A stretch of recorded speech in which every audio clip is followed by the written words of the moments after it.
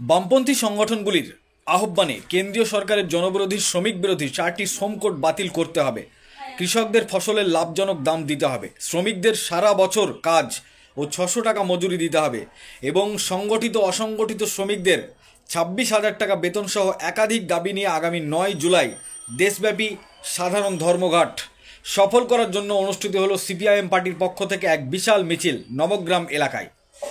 Nabagram party office থেকে শুরু করে কালীতলা কলেজ মোড় এই মিছিল চলে। এই মিছিলে কৃষক থেকে শুরু করে সাধারণ মানুষ সকলেই পায়ে পা মিলিয়েছিলেন। উল্লেখযোগ্যভাবে উপস্থিত ছিলেন কৃষক সভার সভাপতি মুকুল মণ্ডল, সম্পাদক আমির আলী, সিআইটিউর সভাপতি সঞ্জীব পাণ্ডে, সম্পাদক হাবিবুর রহমান সহ সিপিআইএমের একাধিক নেতৃত্বরা। কি বলেছেন তারা সাংবাদিকদের সামনে শোনাব আপনাদের।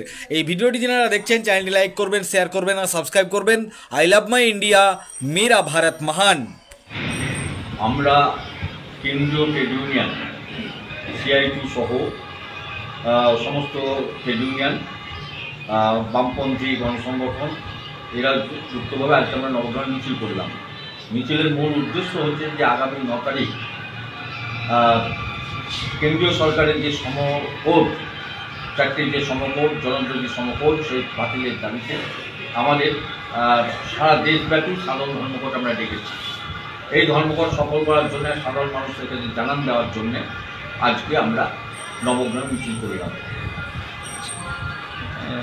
আমাদের মূলত দাবি হচ্ছে যে কেন্দ্রীয় সরকারের জনবিরোধী শ্রমিক নীতি, সেই শ্রমিক নীতি বাতিল করতে হবে। আমাদের কেন্দ্রীয় সরকারের জনবিরোধী নীতির বিরুদ্ধে আমাদের লড়াই। কৃষক তার ফসলের লাভজনক দাম পাচ্ছে না, লাভজনক দাম দিতে হবে। ক্ষেত মজুরদের সারা বছরের কাজ কমপক্ষে 600 টাকা মজুরি দিতে হবে। অসংগঠিত শ্রমিকদের কমপক্ষে 26,000 টাকা মজুরি দিতে হবে।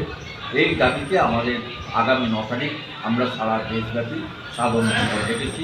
এই ধর্মঘট সফল করার জন্য আমরা সর্বস্তরের মানুষের কাছে আমরা আবেদন রাখছি যে আগামী 9 তারিখ সমস্ত কলকারখানা বন্ধ রাখা, সমস্ত দোকানপাট বন্ধ রাখা, স্কুল কলেজ বন্ধ রাখা রেখে আমাদের এই ধর্মঘটকে সফল করে তুলবেন, এই আবেদন আমরা রাখতে চাইছি সাধারণ মানুষের।